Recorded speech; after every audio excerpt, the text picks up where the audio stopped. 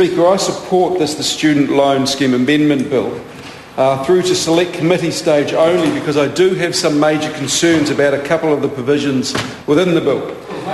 However, before I start, I would like to say that this bill amends a bill that passed through this House around about a month ago.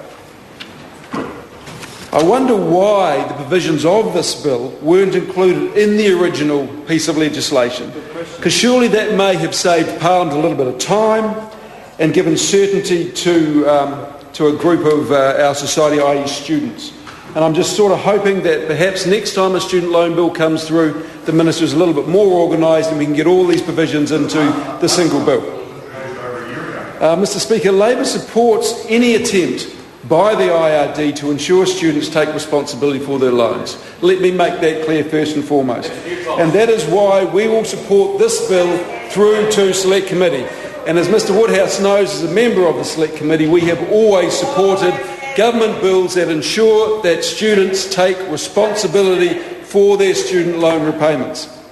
There are, however, provisions in this bill that do concern me, and I'd like just to run through those very, very quickly.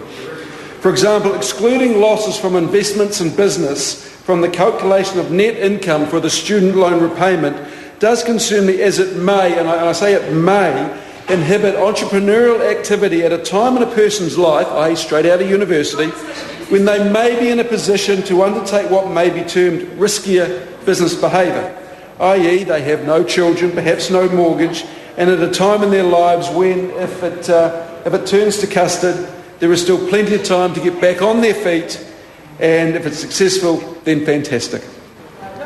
I will be interested to actually read submitters and officials and our expert advisors' advice and thoughts on this matter.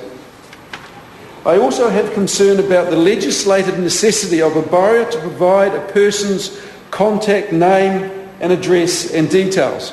I understand what the Minister and what the IRD are trying to achieve.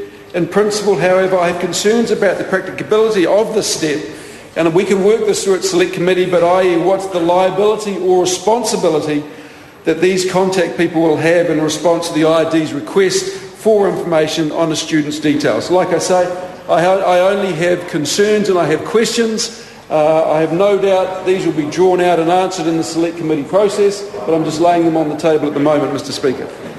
A third concern I have is the shortening of the repayment holiday from 3 years to 1 year. Again, I understand the thinking behind this, but my gut feel is that it does miss the mark.